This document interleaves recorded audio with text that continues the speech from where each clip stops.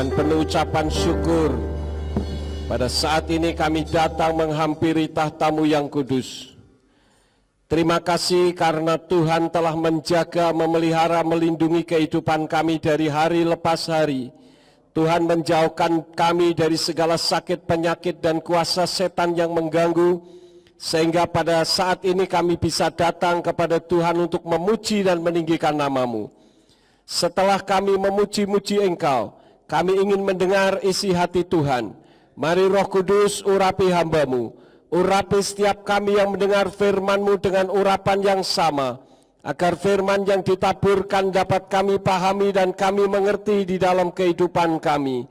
Berikan kemampuan kepada kami bukan hanya untuk mendengar firman-Mu saja, melainkan juga melakukannya di dalam kehidupan kami. Jika ada kuasa penguasa roh jahat di udara yang akan merebut kebenaran firman, memalingkan alam pikiran kami dari kebenaran firman-Mu, kami tolak dan kami usir di dalam nama Yeshua HaMashiach. Pergi ke keluar, tinggalkan tempat ini dan tinggalkan setiap hati dan pikiran kami.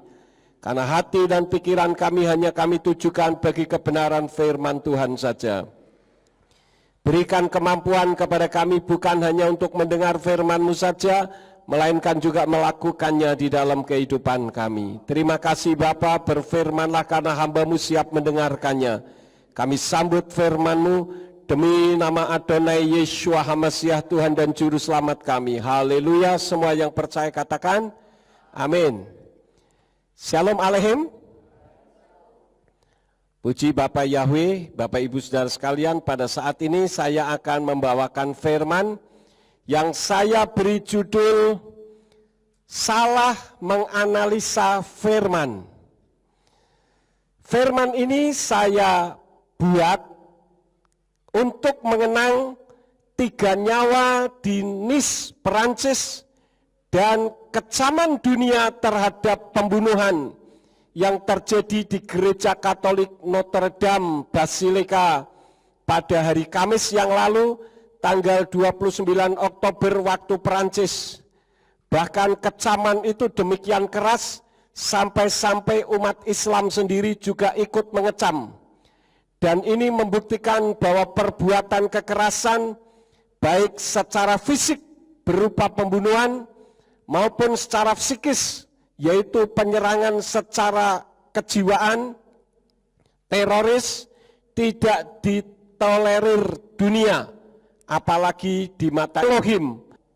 Nah, Bapak Ibu Saudara sekalian, kejadiannya adalah ketika ada koster gereja, yaitu orang yang biasa ngepel gereja, membersihkan kursi-kursi gereja.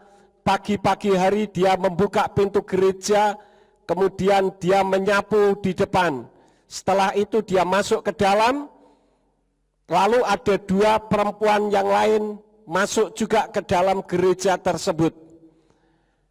Tiba-tiba ada seseorang yang masuk ke dalam membawa pisau, kemudian si koster ini disembelih, saudara-saudara. Kemudian 2 orang yang ada di dalam gereja juga ikut dibunuh. Jadi ada 3 orang nyawa yang melayang pada pagi hari itu.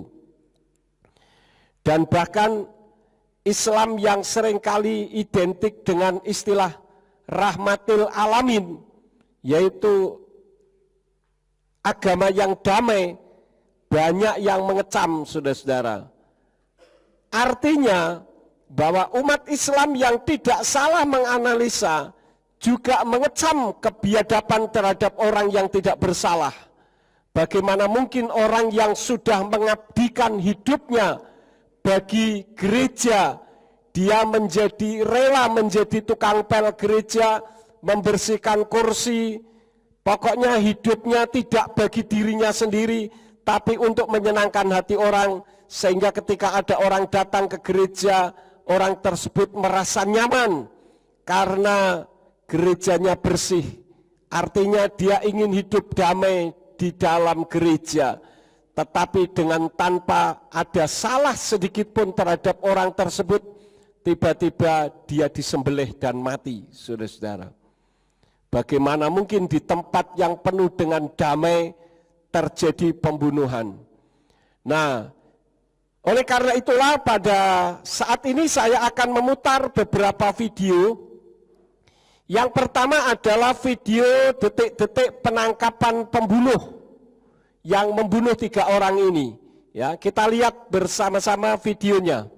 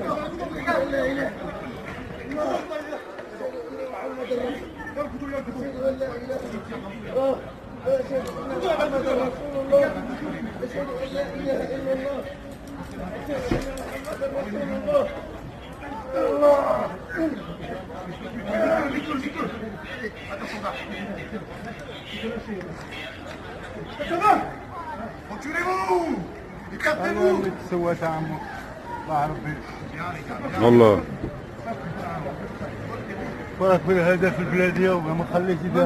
Kita lihat tadi bagaimana orangnya teriak-teriak Allahu Akbar. Artinya dia orang apa, saudara-saudara? Orang Islam. Saya punya teman beberapa kiai, tetapi mereka tidak sama seperti orang tersebut. Sama agamanya. Artinya bahwa orang tersebut salah menganalisa firman yang diyakininya. Ya. Sehingga bisa seperti itu. Orang tidak bersalah dibunuh. Nah, sekarang apa yang dilakukan orang tersebut? Apakah tertulis di dalam kitab suci kita? Mari kita membuka di dalam kitab Injil Yohanan atau Yohanes pasal 16 ayat 1 sampai ayat yang ketiga. Saya akan baca demikian bunyinya. Aku telah mengatakan hal-hal ini kepadamu supaya kamu jangan tersandung. Mereka akan membuat kamu terkucil dari sinagoga. Tetapi saatnya sedang tiba bahwa setiap orang yang membunuh kamu, ia berpikir sedang mempersembahkan ibadah kepada Elohim. Dan mereka akan melakukan hal-hal ini kepada kamu karena mereka tidak mengenal Bapa maupun aku. Jadi orang tersebut membunuh orang lain yang tidak bersalah karena tidak sama dengan agamanya. Dan di dalam hatinya dipenuhi dengan kebencian. Ini akibat salah menganalisa firman yang dia yakini. Kenapa saya katakan demikian? Karena saya punya teman, kiai-kiai, orang-orang terpandang, mereka baik dengan saya. Bahkan ketika gereja ini mau dibangun, izinnya juga datang dari mereka. Justru orang-orang Kristen tidak ada yang mau tanda tangan untuk mendukung pembangunan gereja ini. Tetapi justru dari pihak Muslim yang mendukung, tanda tangan dengan stempel ormas-ormas yang ada. Mereka baik dengan saya. Artinya bahwa orang ini adalah orang yang salah menganalisa firman-Nya. Pikiran pribadi yang dianggap benar. Jadi dasarnya itu adalah pikirannya sendiri, bukan pikiran Elohim. Artinya orang ini salah sangka terhadap ajaran firman yang dia yakininya. Nah, seperti apakah orang yang salah sangka itu? Saya akan putarkan video yang kedua. Nanti saudara bisa melihat orang yang benar dipersalahkan, orang yang salah dibenarkan. Kita lihat bersama-sama videonya.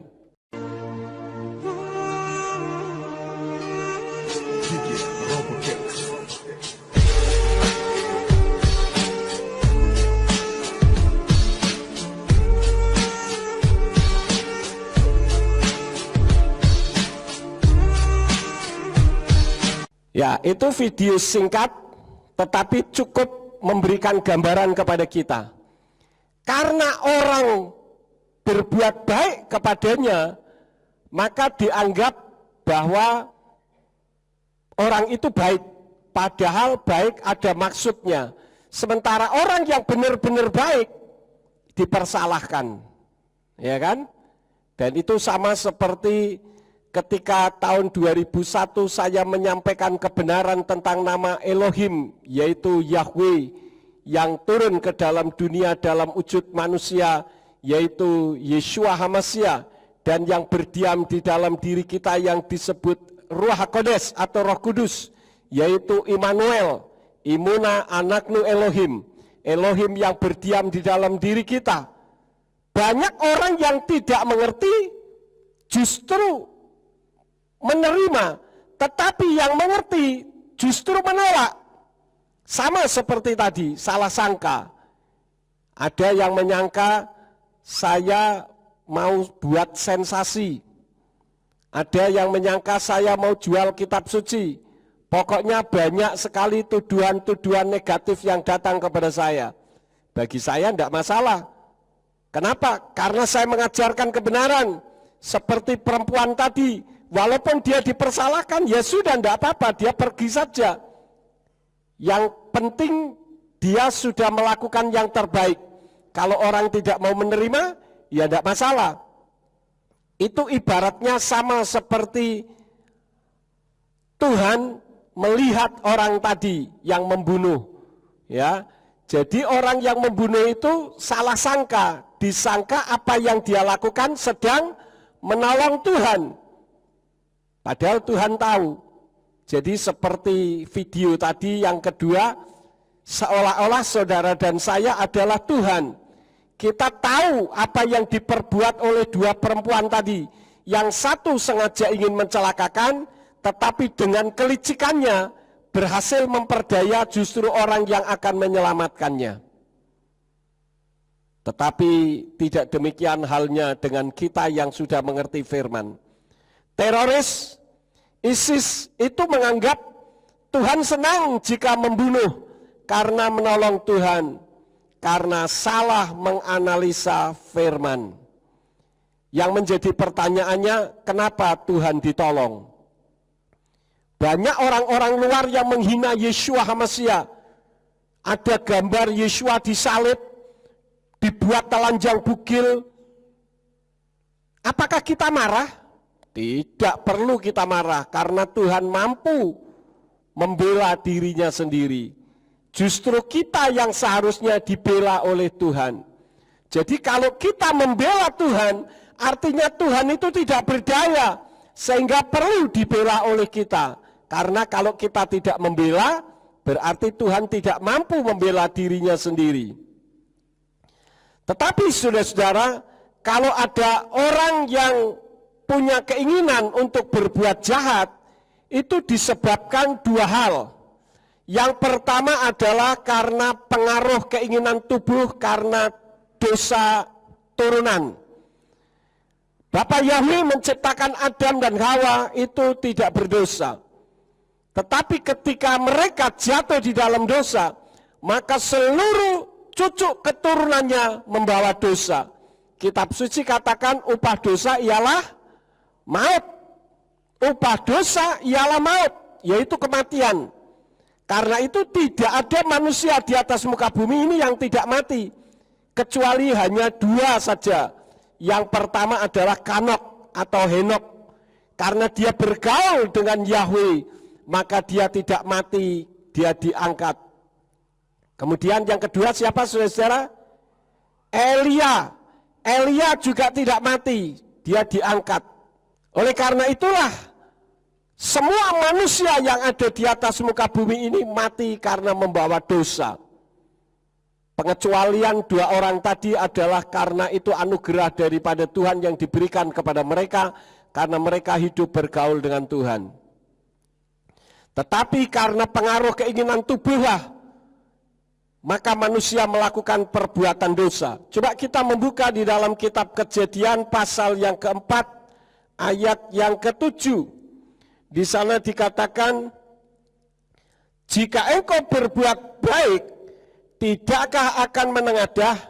Tetapi jika engkau tidak berbuat baik, di depan pintu ada dosa dan keinginannya yang mengintai terhadap kamu, tetapi engkau harus berkuasa atasnya. Setiap manusia itu membawa dosa. Apa yang dilarang justru itu yang dilakukan. Saya pernah nonton video di YouTube, ada orang membuat kotak, dikasih lubang, kemudian ditulis di situ, dilarang melihat ke dalam. Tetapi karena ada tulisan jangan melihat ke dalam atau dilarang melihat ke dalam, orang justru pengen melihat ke dalam ada apa di dalamnya. Dan di dalamnya sudah ada orang yang siap membawa roti tar. Jadi ketika orangnya melongok ke dalam, dipopok roti tar dari dalam. Orangnya ngamuk-ngamuk. Ya ngamuk-ngamuk enggak salah yang memopok roti tar. Karena sudah ada tulisannya dilarang melihat ke dalam. Siapa yang suruh melihat ke dalam? Nah, ini sebagai satu contoh bagaimana orang itu kalau dilarang justru ingin dilakukan karena adanya dosa di dalam kehidupannya. Kita lihat lagi di dalam Roma pasal yang ke-6. Kitab Roma pasal yang ke-6 ayat yang ke-12. Di sana dikatakan, oleh karena itu, jangan biarkan dosa memerintah di dalam tubuhmu yang fana untuk taat kepadanya dalam keinginannya. Jadi, walaupun kita masih membawa dosa, jangan saudara pikir, oh Pak Yakub ini pendeta, tidak bisa berbuat dosa. No, salah itu. Semua orang siapapun tidak ada yang kebal terhadap dosa.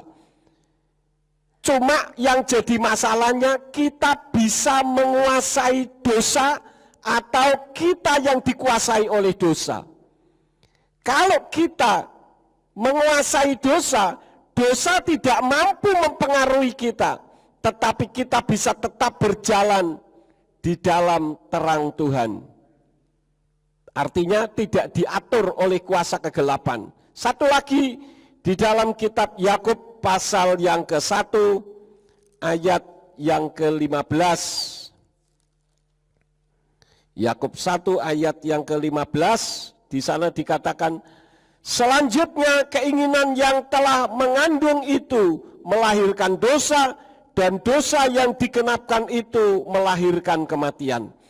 Jadi kalau saudara dipengaruhi oleh kekuatan dosa, tetapi saudara tidak mampu mempengaruhi atau menguasai dosa, sehingga saudara melakukan perbuatan dosa, maka kematianlah yang akan saudara dapatkan. Bisa dipahami saudara? Itu yang pertama. Jadi orang yang ingin berbuat dosa itu karena ada pengaruh keinginan tubuh yang memang sudah berdosa. Buktinya tidak ada satupun di antara kita yang akan hidup terus, kecuali Yeshua HaMasyiah datang kembali untuk yang kedua kali. Kitab suci katakan kita tidak perlu mati terlebih dahulu, tetapi kita langsung diubahkan dalam sekejap dengan tubuh seperti malaikat untuk menyongsong Tuhan di awan-awan. Itu yang pertama. Yang kedua adalah pengaruh setan yang membisikinya. Kita membuka di dalam kitab Injil Yohanan atau Yohanes pasal yang ke-10 ayat yang ke-10. Di sana dikatakan, pencuri tidak datang kecuali untuk mencuri dan membunuh dan membinasakan. Aku datang supaya mereka memperoleh hidup dan memperolehnya berkelimpahan. Jadi setanlah yang datang kepada kita, berusaha untuk mengganggu kita, mempengaruhi kita, supaya kita berbuat dosa, saudara-saudara. Tetapi kitab suci katakan ada Roh Kudus di dalam diri kita. Ruh Kudus itulah yang akan membimbing kita supaya kita tidak berbuat dosa. Ini yang dimaksudkannya. Satu lagi di dalam kitab Wahyu pasal yang ke-12. Kita lihat kitab Wahyu pasal yang ke-12 ayat yang ke-9. Di sana dikatakan, dan naga besar itu dilemparkan keluar, yaitu si ular tua yang disebut si Satan, yang menyesatkan seluruh dunia. Dia telah dilemparkan ke bumi, dan para malaikatnya telah dilemparkan bersama dia. Jadi ketika mereka jatuh di dalam dosa, siapa? Tidak lain adalah malaikat Elohim. Malaikat-malaikat yang jatuh di dalam dosa itu disebut setan. Setan itu yang datang kepada kita berusaha untuk menipu. Dan orang yang melakukan pembunuhan terhadap 3 orang di gereja Katolik tadi, itu adalah orang yang tertipu oleh setan. Karena dia berpikir dengan apa yang dia lakukan, berarti dia sedang menyenangkan hati Tuhan. Nah sekarang kalau kita pikir secara logika, bagaimana mungkin orang dibunuh Tuhannya senang, sedangkan orang itu adalah ciptaan Tuhan juga. Kalau Tuhan mau membunuh, kenapa Tuhan tidak langsung membunuh orang tersebut saja? Kenapa harus menyuruh orang lain? Kenapa harus menyuruh orang untuk membunuh? Ini karena orang yang tertipu oleh setan, saudara-saudara. Nah, itu tadi kita berbicara tentang orang yang membunuh tadi. Karena orang itu teriak Allahu Akbar, maka saya berkesimpulan bahwa orang itu adalah orang Islam, tetapi yang salah menganalisa firman-Nya. Sekarang saya mau tanya kepada saudara, orang Kristen ada enggak yang salah menganalisa firman? Ada enggak? Ada banyak, saudara-saudara.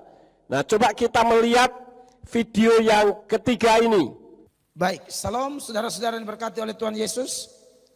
Puji Tuhan, saya mengucap syukur bahwa sesuai dengan undangan saya dan informasi yang saya sampaikan, baik di live saya tadi malam di channel saya ini maupun di Facebook tadi, bahwa pada malam ini kurang lebih jam 20.30 waktu Indonesia Tengah, berarti saudara-saudara yang di Indonesia Barat jam 19.30, setengah 8 lah. Saya tahu baru pulang sibuk. Dan malam ini saya mengucap syukur bahwa ada satu topik menarik yang akan saya angkat bersama tamu istimewa yang saya bersyukur beliau ada waktu untuk ada bersama dengan saya, yaitu Pak Max Vio. Selamat malam Pak Max Vio. Salam, selamat malam Pak Mel. Bagaimana kabar, kesibukan, keluarga? Ya, puji Tuhan baik-baik. Kami semua sehat-sehat, keluarga sehat, istri anak-anak sehat. Puji Tuhan. Kami semua sehat. Ya. Baik, pemirsa, saya bersyukur bahwa pada saat ini saya dapat kembali berbagi berkat kepada saudara melalui video-video dan termaksud live streaming yang sedang berlangsung di channel kami ini. Dan topik yang akan kami ambil adalah mengapa saksi Yehova harus dihapuskan dari Indonesia, atau mengapa saksi Yehova tidak boleh ada di Indonesia. Tentu ini tema harus dicerna secara sehat, karena bagaimanapun sekarang saksi Yehova itu legal di Indonesia. Nah, kalau saya pribadi sering berjumpa dengan pertanyaan-pertanyaan dari orang-orang Kristen dari berbagai sinode, khususnya dalam naungan Protestan ya. Protestannya kan anaknya banyak, GBI, Pentakosta, itu kan anak Protestan semua. Dan tidak sedikit orang Kristen yang kewalahan ketika berhadapan dengan saksi Yehova. Karena secara jujur, saksi Yehova punya semangat yang sangat tinggi untuk menyebarkan ajarannya. Bahkan mereka pakai pola door to door, mereka berani buka lapak di taman-taman, di pasar-pasar, kasih buku mereka secara gratis. Jadi dari sisi semangat, mereka sangat bersemangat untuk menyebarkan ajaran mereka. Dan akhirnya tidak sedikit saudara-saudara bahwa orang-orang dari kalangan Kristen, Protestan dan mungkin Katolik juga kewalahan ketika berhadapan dengan saksi Yehova. Karena mereka ini sangat hafal ayat. Sejauh mata memandang mereka sangat pintar berdiskusi.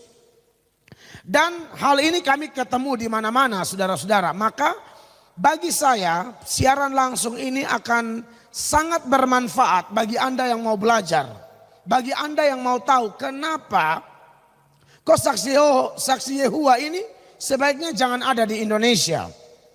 Ada dua alasan besar yang akan kami bahas, yaitu dari sisi teologisnya dan sesuai tema tentu yang sangat penting dari sisi hukumnya atau yuridisnya. Saya pribadi tentu banyak belajar Pak Max, tapi saya kenal Anda dan beliau adalah seorang yang saya kenal sudah cukup lama, persahabatan kami mungkin belasan tahun, dan saya melihat beliau ini terpanggil untuk berurusan dengan mengkanter penyebaran saksi Yehova. Dalam hal ini ajarannya, keberadaannya di Indonesia, NTT, Kota Kupang dan sekitarnya.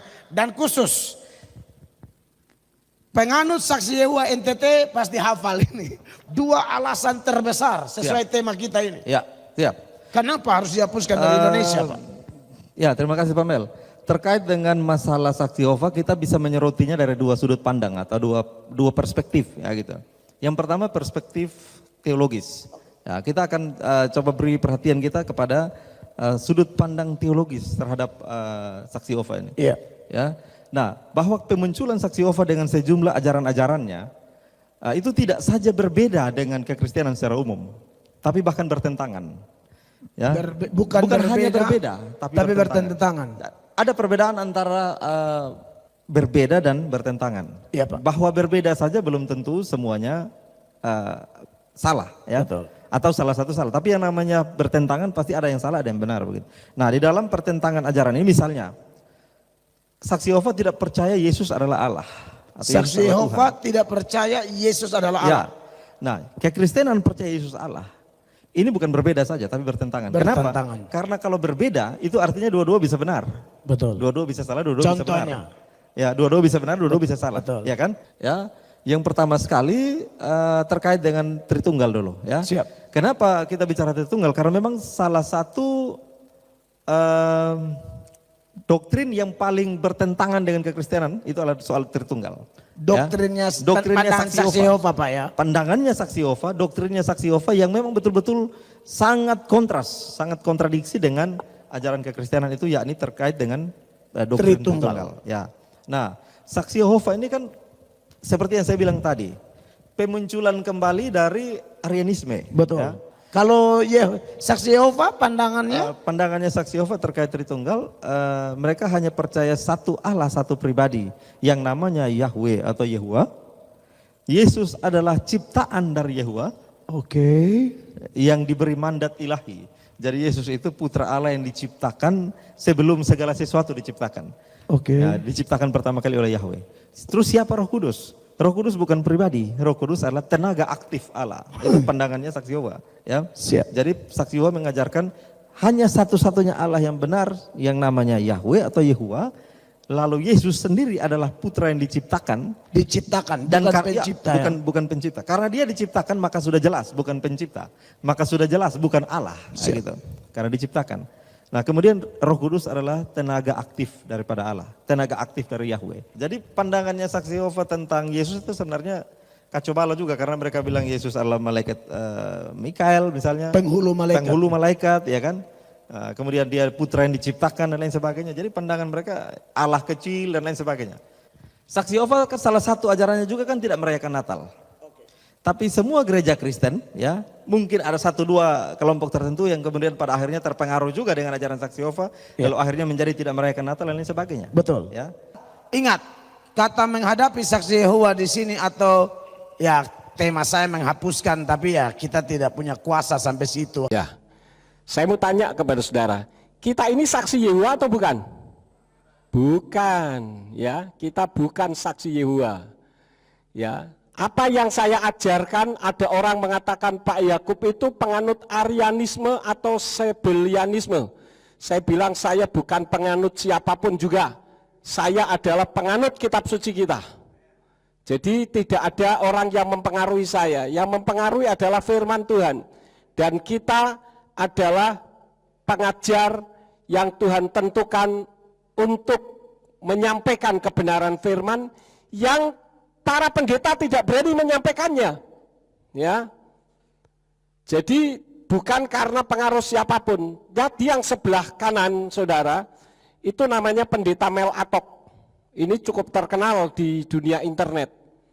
Dia bilang kalau saya punya kuasa, dia akan menghapuskan itu.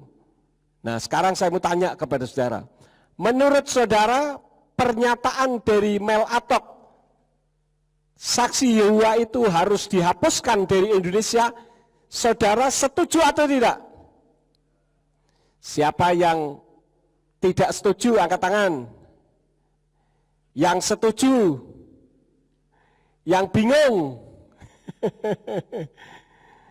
Sekarang kita lihat saja bagaimana pendapat dari Yeshua HaMasiah Tuhan kita, ya.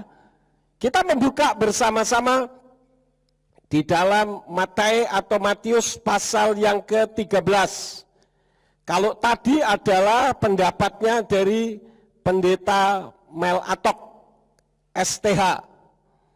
Nah sekarang kita melihat apa pendapat Yeshua.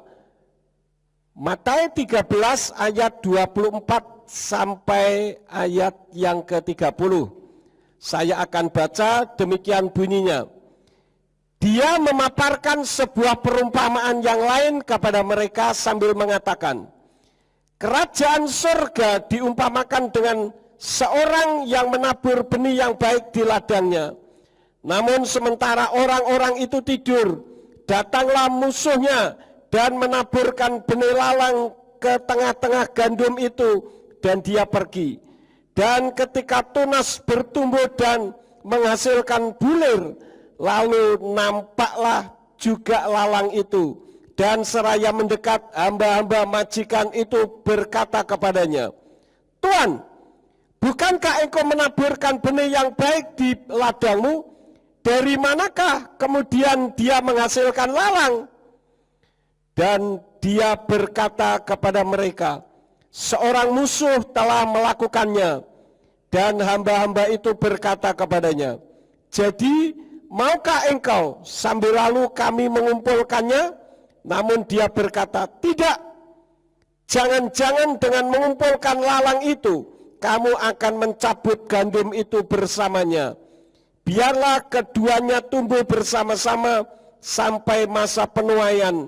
Dan pada saat penuaian, aku akan berkata kepada para penuai, kumpulkanlah pertama-tama lalang itu dan ikatlah semua ke dalam berkas-berkas untuk membakarnya, tetapi kumpulkanlah gandum ke dalam lumbungku.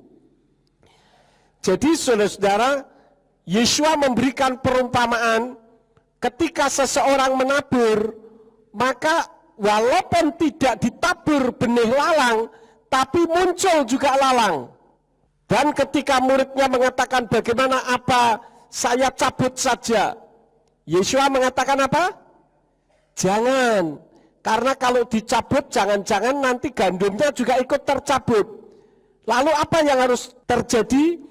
Dibiarkan sampai nanti pada saat penuaian. Kenapa? Karena lalang dan gandum ketika sama-sama muda itu sulit dibedakan, saudara-saudara. Tapi kalau sudah tua, gandum akan mengeluarkan buahnya, sedangkan lalang tidak menghasilkan apa-apa. Kalau sekarang lalang bisa menghasilkan, ada lalang gajah dipakai untuk makan ternak, ya, itu menghasilkan, tapi dalam perumpamaan itu tidak menghasilkan. Dan Tuhan melarang. Bagi saya, saudara-saudara, jika ada saksi Yehova, enggak masalah.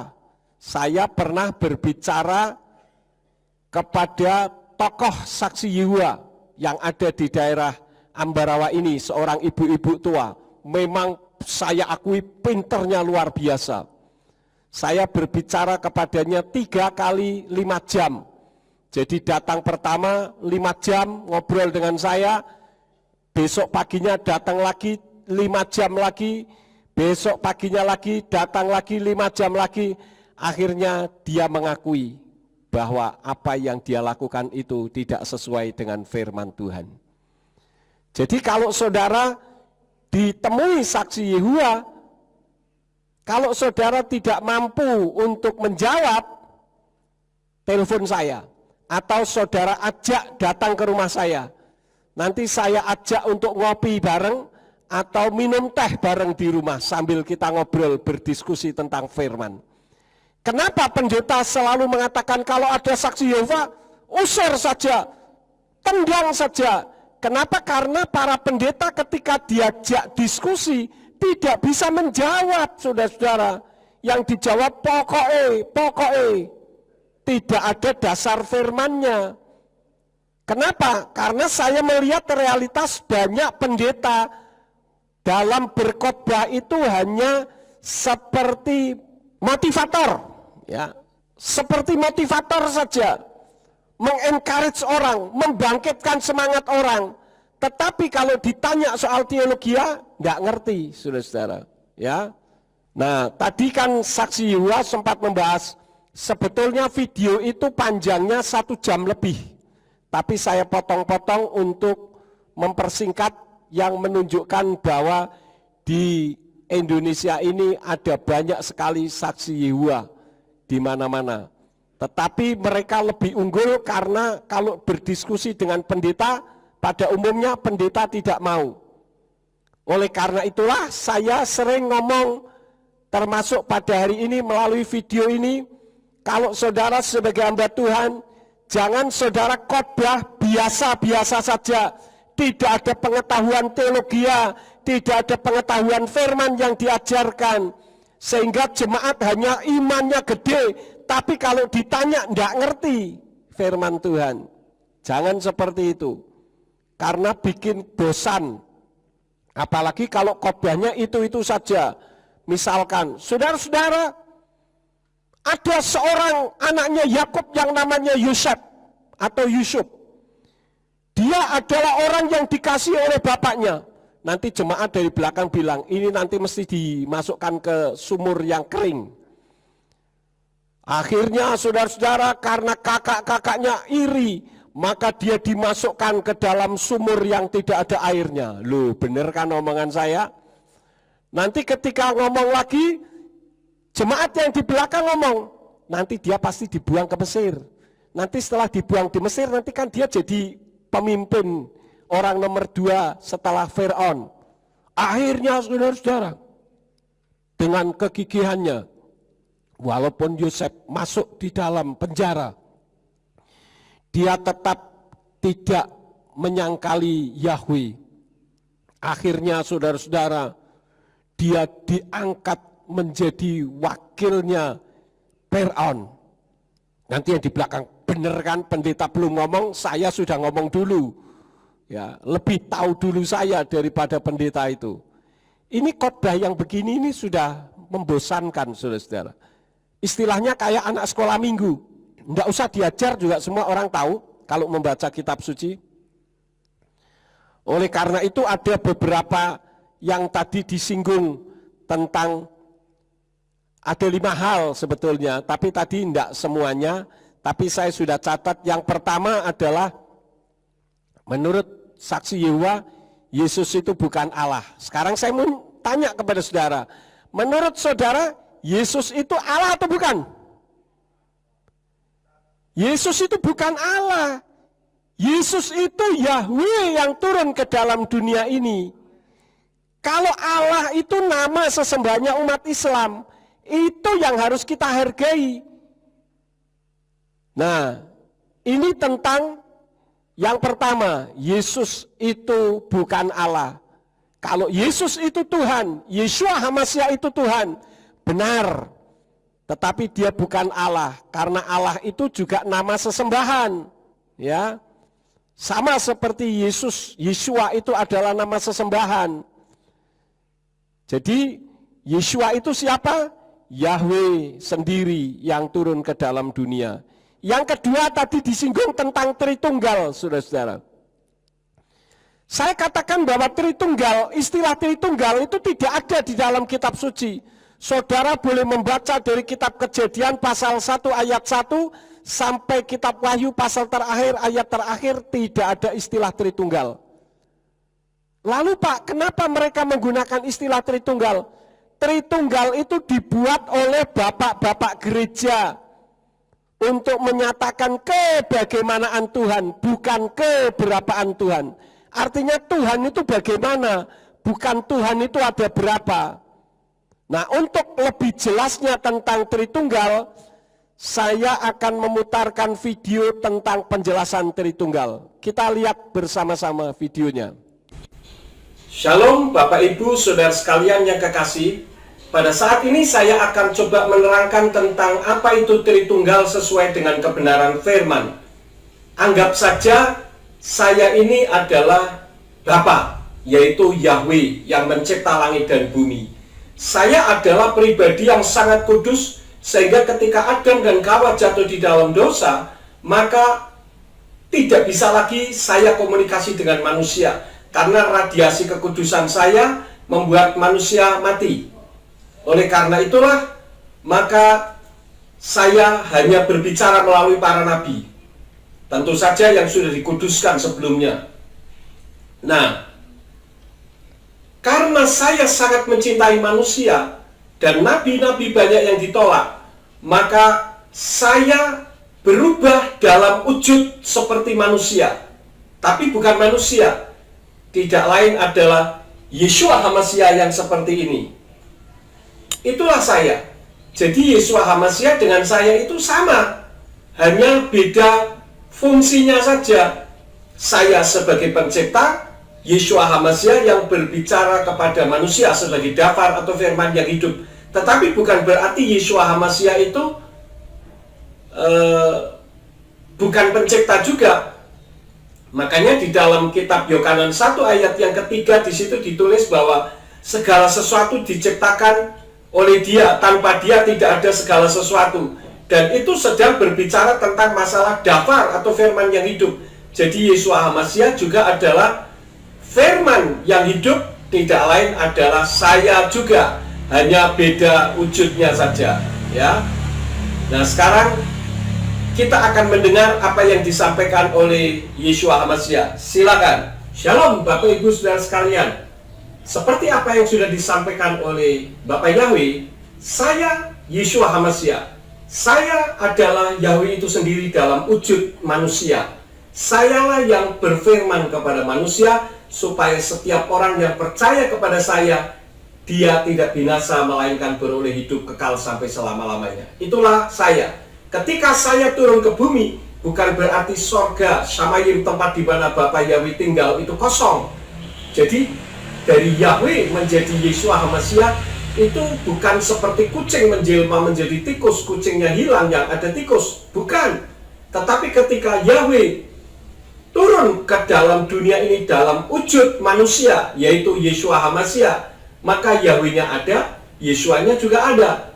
Jadi bukan berbeda. Cuman ketika ada di bumi ini, saya berperan dalam wujud manusia dan dalam kapasitas sebagai Elohim, serta sebagai teladan bagi manusia. Jadi saya memiliki 3 peran ganda, sebagai Elohim, sebagai berwujud manusia tetapi dia Elohim, artinya manusia yang luar biasa, yang tidak sama dengan yang lain. Tetapi saya juga sebagai manusia biasa yang dalam kapasitas sebagai teladan. Tetapi saya bukan manusia.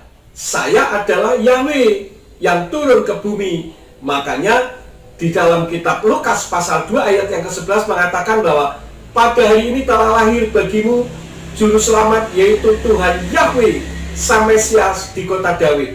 Jadi yang lahir wujudnya Yeshua HaMashiach, tetapi itu adalah Yahweh. Paham ya Bapak Ibu Saudara sekalian? Silakan kembali ke Bapak Yahweh. Baik Bapak Ibu Saudara sekalian, kita sudah mendengar apa yang disampaikan oleh Yeshua HaMashiach, yang tidak lain adalah saya juga. Nah, ternyata Yeshua HaMashiach juga ditolak oleh manusia, kemudian dibunuh dengan cara disalib, lalu Yeshua HaMashiach mati, dan pada hari yang ketiga dia bangkit karena dia Tuhan, dia saya. Dia bisa mau mati juga mati aja, mau hidup hidup aja, karena dia adalah Tuhan, hanya berperan sebagai dalam wujud manusia. Nah, ketika itu dia bangkit, lalu dia naik lagi ke Samayim, naik ke sorga. Tetapi karena saya itu mencintai manusia, maka saya turun lagi ke bumi, tidak dalam wujud seperti manusia, yaitu Yeshua HaMashiach begitu, tetapi dalam wujud roh, tetapi roh yang bisa berdiam di dalam diri manusia. Tidak lain adalah Ruach HaKodesh. Seperti apakah? Seperti ini. Nah, Ruach HaKodesh adalah saya juga, hanya dalam wujud yang berbeda lagi.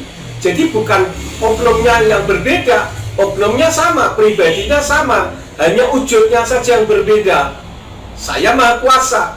Ketika saya dalam wujud manusia, kemudian saya turun ke bumi, bukan berarti sorganya kosong, karena saya bisa mau jadi apa saja, mau jadi berapa saja. Nah, sekarang kita dengarkan apa yang akan disampaikan oleh Ruach HaKodesh. Silakan Ruach HaKodesh. Shalom Bapak Ibu Saudara sekalian. Saya adalah Ruach HaKodesh atau Roh Kudus. Roh Kudus adalah rohnya Yahweh. Cuman kalau Yahweh yang dalam wujud roh sebagai sang pencipta, ketika manusia mendekat, manusia mati. Maka Yahweh mengutus hanya nabi-nabinya, berbicara melalui nabi-nabinya.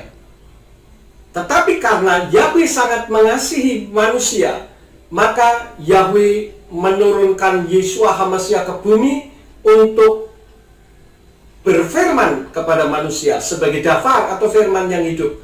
Tetapi rupanya Yahweh yang dalam wujud manusia pun ditolak oleh manusia, maka karena saking cintanya Yahweh kepada manusia, maka Yahweh berubah wujud lagi dalam wujud Ruach HaKodesh yang bisa berdiam di dalam hati dan pikiran manusia, yang bisa memberikan bimbingan, memberikan pengarahan.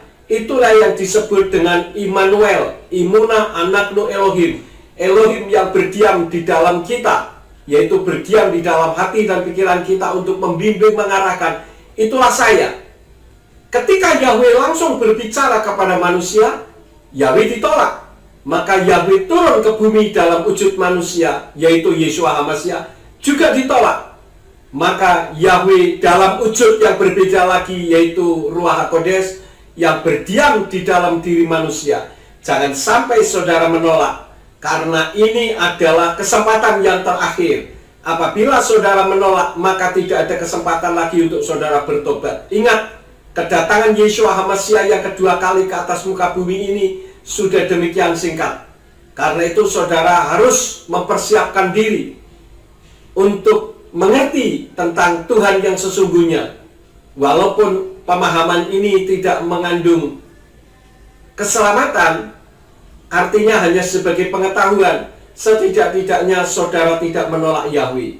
Kenapa? Saudara nanti akan dengar sendiri kenapa saudara jangan menolak Yahweh. Karena antara Yahweh, Yeshua, dan saya, Ruach HaKodesh, itu satu adanya, bukan tiga.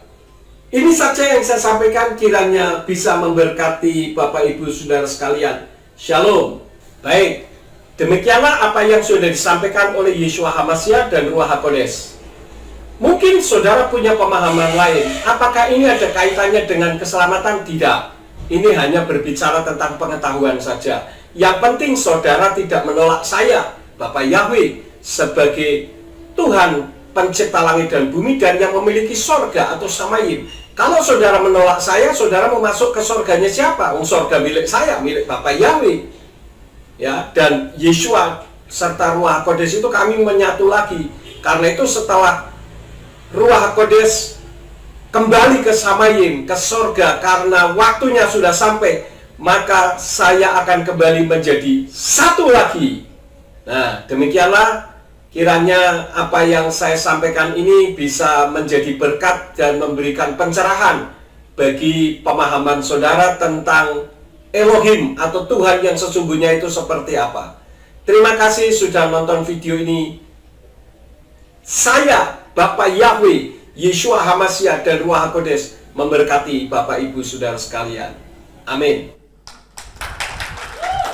Itulah penjelasan Tritunggal yang sesungguhnya, di mana banyak pendeta kebingungan.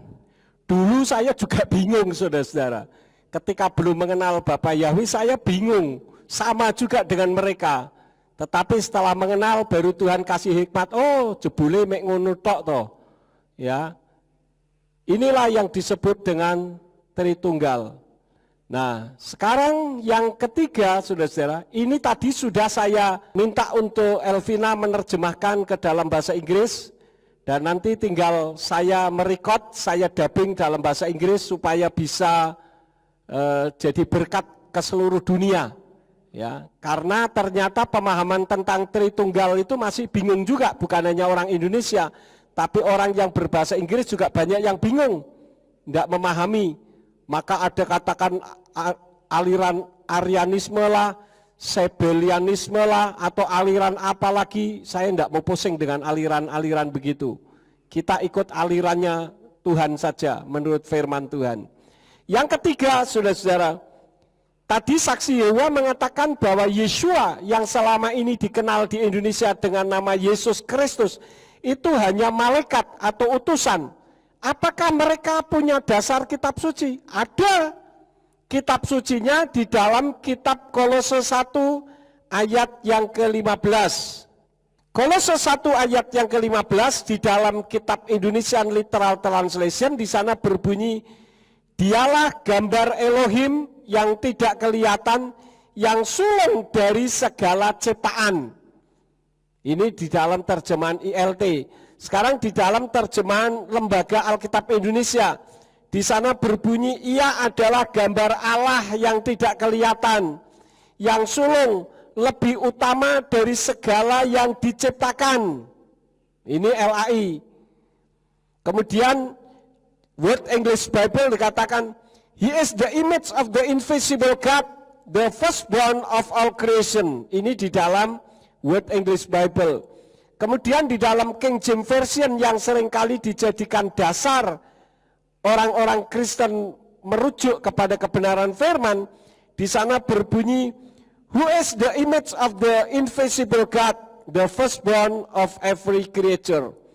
Jadi dari terjemahan-terjemahan ini, kita melihat suatu kenyataan ada yang mengatakan bahwa Yeshua itu ciptaan. Khususnya saksi Yehova menganggap Yeshua itu hanya malaikat terang atau malaikat Mikael, penghulu malaikat. Nah, akibat terjemahan-terjemahan itu, maka Yeshua dianggap manusia biasa. Maka saksi Yehova menganggapnya hanya malaikat saja, bukan Tuhan itu sendiri. Padahal kalau menurut apa yang saya jelaskan dari video saya yang 1 menjadi 3 tadi, Yeshua itu siapa? Yahweh sendiri, Tuhan yang disembah oleh Bapak Abraham, Ishak dan Yakub, yang disembah oleh para nabi, yang disembah oleh Musa, yang disembah oleh Daud. Itu adalah Yahweh, bukan yang lain, ya. Nah, kesalahannya karena akibat kesalahan terjemahan. Yang kedua, karena diterjemahkan dengan pola pikir cara Yunani, bukan cara Ibrani. Ada orang yang mengatakan begini, Pak Yakub itu tolol, perjanjian baru itu tetap ditulis dalam bahasa Yunani. Saya bilang kitab suci mengatakan bahwa Tuhan tidak pernah memerintahkan bangsa lain untuk menyampaikan firman-Nya. Artinya bahwa firman itu selalu datang dari orang Yahudi, dari bahasa Ibrani. Katakanlah Anda mengatakan perjanjian baru aslinya dalam bahasa Yunani. Oke, saya ikuti.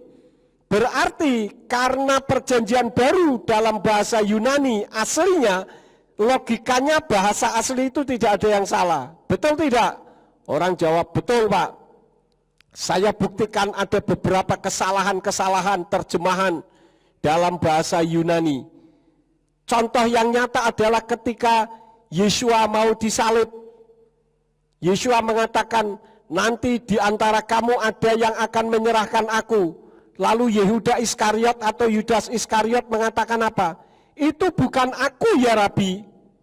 Kemudian Yesua mengatakan, engkau sudah mengatakannya. Nah kalau dalam bahasa Yunani, itu perkataan itu bukan aku ya Rabi. Itu bahasa Yunani ini meti ego emi. Surely not I am. Sesungguh-sungguhnya itu bukan saya. Kalau Yehuda Iskariot mengatakan bukan dia yang menjual Yesua, tetapi kenyataannya Yesua mengatakan engkau sudah mengatakannya, seharusnya bukan Yehuda Iskariot yang menjual Yesua, tapi realitas kenyataan yang ada, Yehuda Iskariotlah yang menjual Yesua. Kalau perjanjian baru aslinya dalam bahasa Yunani, berarti ada dua kemungkinan, nubuatan Yesua salah, atau yang kedua, Yesua bukan Tuhan. Sama seperti saksi Yehuwa tadi mengatakannya. Dan di sini menunjukkan bahwa kitab suci aslinya itu dalam bahasa Ibrani. Nah sekarang untuk kitab Kolose 1 ayat yang ke-15 tadi, ketika saya membaca di dalam kitab Brit Kadasa atau perjanjian baru dalam bahasa Ibrani, di sana berbunyi, Wehu salam Elohim asyer panai lo yirau ufkor kal nifra. Kalau diterjemahkan artinya, dia adalah gambar Elohim yang sulung, yang tidak kelihatan dan semua ciptaan. Maksudnya apa terjemahan tersebut? Maksudnya semua ciptaan yang kelihatan maupun yang tidak kelihatan dan gambar Elohim yaitu Yahweh ada di dalam diri Yeshua HaMashiach. Apa yang dimaksud gambar Elohim? Kita tahu bahwa Yahweh Tuhan yang disembah oleh Bapak Abraham, Ishak dan Yakub, yang disembah oleh Mose, yang disembah oleh Daud, yang disembah oleh para nabi itu roh adanya. Roh itu tidak bisa kelihatan tapi bisa dirasakan. Seperti angin kira-kira begitu. Ada di antara saudara yang melihat angin? Warnanya apa angin? Dulu pernah ada joke atau guyonan mengatakan angin warnanya merah Pak. Loh kok bisa? Itu orang kalau masuk angin dikeroi warnanya merah. Itu anginnya keluar Pak. Ya itu lain lagi angin yang berbeda ya. Angin itu tidak bisa kelihatan tetapi bisa dirasakan. Nah manusia tidak bisa melihat Elohim, tidak bisa melihat Yahweh. Maka Yahweh menampakkan diri dalam wujud manusia seperti Yesua. Karena di dalam Yohanan atau Yohanes 4 ayat yang ke-24 mengatakan Yahweh atau Elohim itu roh, maka tidak kelihatan seperti angin. Maka di dalam kitab Injil Yohanan atau Yohanes pasal yang ke-12 ayat yang ke-45 mengatakan demikian. Dan siapa yang melihat aku, kata Yeshua HaMashiach, ia melihat dia yang telah mengutus aku. Siapa yang mengutus Yesua? Yang mengutus Yesua adalah Yahweh. Dan kata mengutus di situ bukan berarti beda dengan yang diutus dan yang mengutus itu berbeda. Itu hanya istilah saja, saudara-saudara.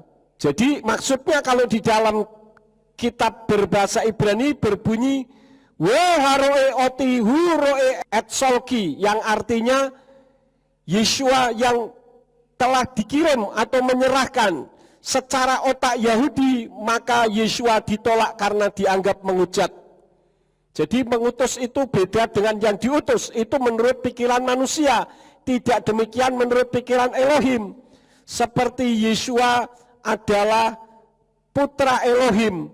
Itu bukan berarti Elohim atau Tuhannya brojoli punya anak, sehingga dia turun ke dalam dunia dalam wujud bayi Yeshua HaMasyiah.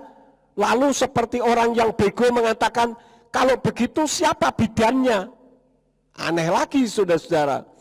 Padahal itu hanya istilah saja. Kalau Yakub Sulistyo adalah bapak dari Simeon Sulistyo, Simeon Sulistyo adalah anak dari Yakub Sulistyo, itu beda usia dan beda pribadi. Tapi kalau istilah yang dipakai oleh Tuhan, itu hanya istilah ketika Yeshua turun ke dalam dunia ini dalam wujud manusia. Contoh istilah menggunakan kata anak. Saya adalah anak Ambarawa. Artinya saya orang berasal dari Ambarawa. Saya berjalan menaiki anak tangga, bukan berarti tangganya punya anak. Saya baru meluncurkan anak panah, bukan berarti panahnya punya anak. Itu hanya istilah-istilah saja yang dipakai, saudara-saudara. Ya, karena itulah maka antara anak dengan bapak itu bukan karena beda usia. Itulah sebabnya ketika Yeshua mengatakan bahwa aku dan Bapa itu satu, maka orang Yahudi berpikir Yeshua ini menghujat Tuhan, menghujat Elohim, sesuai dengan apa yang tertulis di dalam kitab Matius atau Matius pasal yang ke-26 ayat yang ke-65.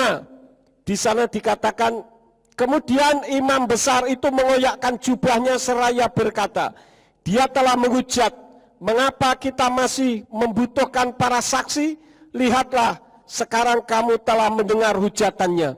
Jadi kalau sampai sekarang ada orang yang tidak mengakui Yeshua HaMasyiah adalah Tuhan, maka dia sama seperti orang Yahudi yang menganggap Yeshua itu menghujat Elohim. Artinya apa? Saudara yang menolak Yeshua itu Tuhan, yang menolak Yeshua itu Yahweh, karena saudara sebagai pengikut agama Yahudi. Kalau orang bukan Yahudi, pengikut agama Yahudi itu namanya proselit, saudara-saudara. Ya, jadi kita ini harus mengerti firman, sehingga kita tidak mudah digoyahkan orang ngomong begini, oh ini benar ngomong ini benar, sehingga kita bingung sendiri. Karena itu saya mengajar kepada saudara ketika saya menyampaikan firman bukan hanya untuk mengencourage, membuat saudara imannya menggebu-gebu tapi otaknya kosong, sehingga ketika ditanya, benar enggak ini? Sekarang contoh saja di dalam kitab Matius dan di dalam kitab Lukas, silsilah Yeshua itu beda. Orang ngomong, coba silsilah Tuhanmu itu beda di kitab Matius dengan di kitab Lukas. Mana ada silsilah kok berbeda, kitabmu salah. Saudara baca, oh iya benar juga beda. Wah bingung juga aku, jangan-jangan orang itu ngomong benar juga. Padahal jawabannya simpel. Yang satu mengambil dari garis keturunannya Yosef atau Yusuf, sedangkan yang satu mengambil dari garis keturunannya Miriam atau Maria. Simpel saja saudara-saudara. Sehingga kalau diurut cocok. Ya, tetapi karena kita tidak tahu, kita ditipu oleh setan mengatakan kitabmu salah, akhirnya kita jadi kebingungan dan akhirnya kita meninggalkan Tuhan. Kalau gitu nggak usahlah saya jadi orang Kristen, karena di kekristenan bingung-bingungi katanya. Nggak ada yang bingung, ya. Kalau di dalam kitab sinoptik ada orang yang memberitakan baik di dalam kitab Matius maupun di dalam kitab Lukas atau kitab Markus ada perbedaan. Itu karena dilihat, ditinjau dari sudut pandang yang berbeda. Ya, misalkan seperti ada saya, Pak Sarmujito, Pak Ari Saksono, kita sama-sama jalan di depan gereja ini, kemudian kami bertiga melihat terjadinya kecelakaan di depan. Lalu kami bertiga ngobrol sama saudara, ngomong, cerita gitu. Pak, Bu, tadi saya melihat kecelakaan tuh. Saya dulu yang ngomong. Ketika kecelakaan itu terjadi, kasihan. Helmnya yang naik motor itu sampai copot, gelundung masuk got. Lalu Pak Jito ngomong, orang yang nabrak itu sepeda motornya ringsek ada di bawah mobilnya. Lalu Pak Ari Saksono mengatakan apa? Yang ketabrak itu pingsan. Ngomong sama saudara semua. Menurut saudara yang benar yang mana? Semuanya benar. Karena ditinjau dari sudut pandang yang berbeda. Itulah kitab Injil Sinoptik. Kemudian yang keempat tadi tidak ada, tetapi saya sudah mengungkapkan orang saksi Yehova itu tidak merayakan Natal. Saya tanya kepada saudara, kita merayakan Natal tidak? Ada yang mengatakan tidak, ada yang mengatakan iya. Saya katakan, kita tetap merayakan Natal. Cuman Natal kita bukan tanggal 25 Desember. Karena tanggal 25 Desember itu di Israel sedang musim salju. Kitab suci katakan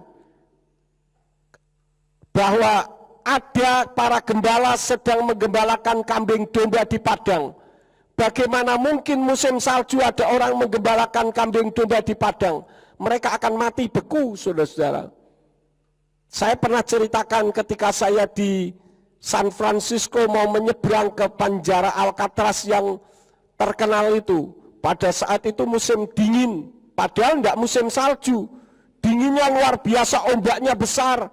Akhirnya kapal tidak berani berangkat. Bukan hanya itu. Yang terakhir saya ke New York, itu minus 10. Waduh, dinginnya setengah mati, saudara. Ngomong itu seperti orang ngerokok. Itu belum sedingin yang terjadi di Israel. Coba nanti buktikan ya, tanggal 25 Desember, saudara buka internet, saudara lihat apa yang terjadi di Yerusalem. Itu musim salju berat, saudara-saudara. Banyak mobil-mobil terjebak. Bagaimana mungkin ada para gembala menggembalakan kambing domba? Lalu kapan Pak Yesua dilahirkan? Yesua dilahirkan sesuai dengan 7 perayaan yang Tuhan perintahkan kepada kita. Saya akan ulang sedikit. Yang pertama adalah Pesak atau Paskah, tanggal 14 Nisan menurut Almanak Penanggalan Ibrani. Pesak atau Paskah ini adalah hari kematian, bukan kebangkitan. Jadi 7 perayaan ini adalah ketika Pesak itu memperingati bagaimana orang Israel keluar dari Mitsrayim, dari Mesir menuju ke tanah perjanjian, di mana malaikat maut malam-malam datang. Kalau ada pintu yang tidak ada tanda darah, maka anak sulungnya mati. Nah, pada saat itulah mereka merayakan Paskah. Nah, pada saat Paskah itulah Yesua mati dalam kenyataannya. Jadi 7 perayaan itu semua mengacu kepada Yesua HaMasiah. Kemudian yang kedua adalah perayaan Yom HaMatzah yang jatuh pada tanggal 15 bulan Nisan. Ini memperingati Yesua sebagai roti hidup yang tidak berdosa. Hamasa ini adalah mengingat ketika bangsa Israel keluar dari Mitsrayim dengan tergesa-gesa sehingga mereka tidak sempat membuat roti yang beragi, sehingga mereka membawa roti yang tidak beragi, dan itu melambangkan Yesua HaMasiah yang tidak berdosa. Kemudian yang ketiga adalah perayaan buah sulung tanggal 16 Nisan, dan perayaan buah sulung ini adalah merayakan kebangkitan Yesua, dan ini yang dirayakan harinya karena Yesua bangkit pada Yom Rishon atau hari Minggu. Kalau hari Jumat Yesua mati hari Jumat, hari Minggu bangkit belum 3 hari 3 malam, saudara-saudara. Ya, saya tidak akan terangkan ini karena cukup panjang, tapi di video-video saya sudah ada itu. Kemudian yang keempat adalah perayaan Pentakosta, yaitu 50 hari setelah perayaan buah sulung. Ini membicarakan tentang turunnya Torah. Ketika Torah diturunkan, ada 3.000 orang mati karena mereka membuat berhala. Tetapi ketika turun Ruach HaKodes, maka ada 3.000 orang diselamatkan. Kemudian perayaan yang kelima adalah Yom Teruah, yaitu perayaan tiupan nafiri yang jatuh pada tanggal 1 Tisri, yaitu hari tahun barunya orang Yahudi. Dan itu melambangkan kedatangan Yeshua HaMashiach untuk yang kedua kali. Yom Teruah inilah yang belum tergenapi, karena sampai sekarang kita sedang menantikan kedatangan Yeshua HaMashiach. Kemudian perayaan yang keenam adalah Yom Kippur atau perayaan pendamaian yang jatuh pada tanggal 10 Tisri, di mana ini juga mengacu kepada Yeshua HaMashiach sebagai imam besar, juru damai antara manusia dan Tuhan, hanya satu-satunya yaitu Yeshua HaMashiach. Kemudian perayaan yang ketujuh adalah Tabernakel atau Sukot atau perayaan Pondok Daun yang jatuh pada tanggal 15 bulan Tisri. Dan ketika orang Yahudi merayakan perayaan Sukot, itulah Yeshua dilahirkan. Jadi kalau ditanya Pak Yakub merayakan Natal, tidak merayakan, tetapi bukan bulan Desember. Sekitar bulan apa saudara-saudara? September, Oktober. Dan ketika bulan September, Oktober di Israel itu sedang musim enak-enaknya. Tidak terlalu dingin, tidak terlalu panas. Ketika saya ke Israel pada saat musim panas, panasnya minta ampun. Pakai sandal saja tidak tahan, sandalnya harus digerucuk air, saudara-saudara. Karena saking panasnya, pakai payung itu seperti tembus panasnya terik matahari. Jadi bukan tanggal 25 Desember, itu hal yang keempat. Yang kelima adalah tentang Konsili Nikea. Tadi di dalam video tentang saksi Yehova ada disebutkan tentang kesepakatan Konsili Nikea. Bagi saya, Konsili Nikea itu bukan firman, tetapi hanya kesepakatan para pemimpin agama. Lalu kalau begitu Pak, adakah keuntungan dengan adanya saksi Yehova? Saya bilang tetap ada. Ada tiga hal. Yang pertama, dengan adanya saksi Yehova, kita tahu bahwa ada Tuhan yang bernama Yahweh. Tapi mereka menyebutnya Yehova, ya. Tetapi kalau Yod-Heh-Waw-Heh yang benar kalau dibaca bunyinya Yahweh. Jadi Tuhan kita beda dengan Tuhannya umat Islam. Karena itu kita tidak perlu menggunakan kata Allah. Kembalikan saja kepada umat Islam, supaya kita bisa berjalan di relnya masing-masing, sehingga tidak terjadi pertikaian di akar rumput. Enak saudara-saudara, ya, saya punya sahabat banyak kiai-kiai besar, dan mereka menghormati saya menghormati dia, karena kita berada di relnya masing-masing. Jadi simpel saja, tidak perlu harus dicari persamaannya, sehingga nanti saling mencurigai satu dengan yang lain.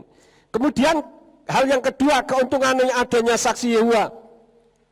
Hamba Tuhan atau khususnya para gembala yang bertanggung jawab harus mengajari jemaat dengan khotbah-khotbah yang bermutu. Bukan hanya khotbahnya hanya mengencourage orang, membangkitkan semangat orang, tetapi tidak ada isinya, pemahaman firmannya tidak ngerti. Sehingga ketika ada pemahaman firman yang benar justru ditolak.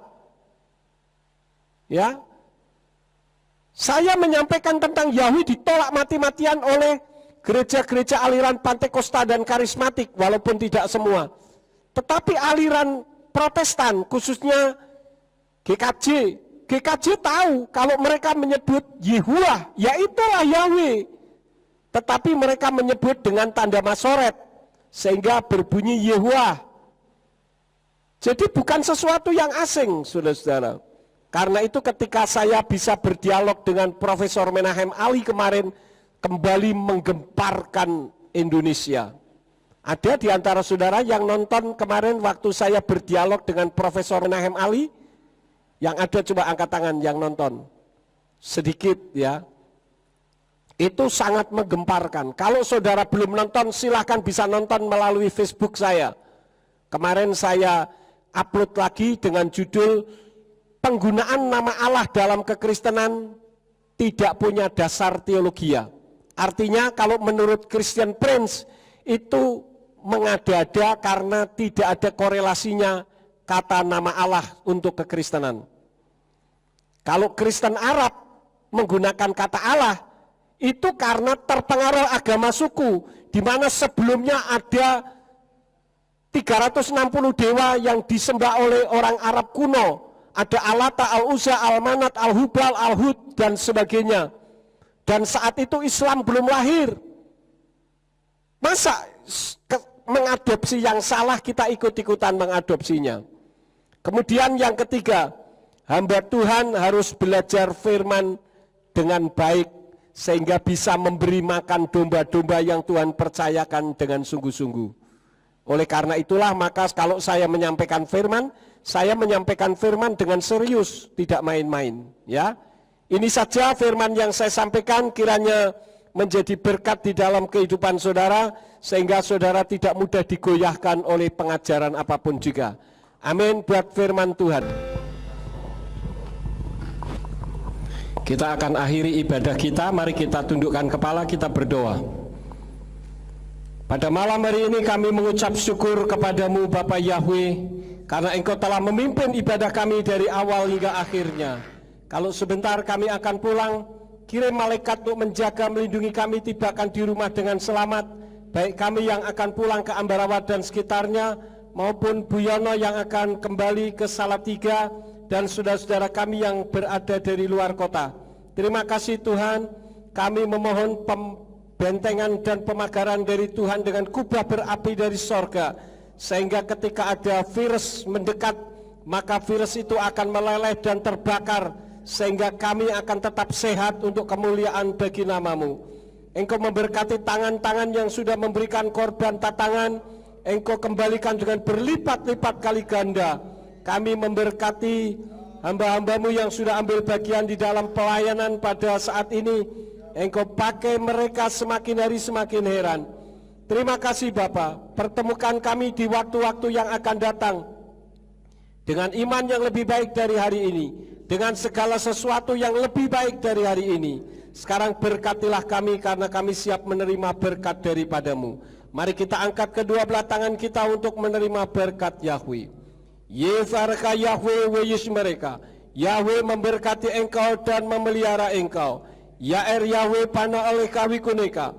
Yahweh menyinari engkau dengan wajahnya dan memberi engkau anugerah. Yisa Yahweh pana oleh kawi yashem leka shalom. Yahweh menghadapkan wajahnya kepadamu dan memberi engkau damai sejahtera.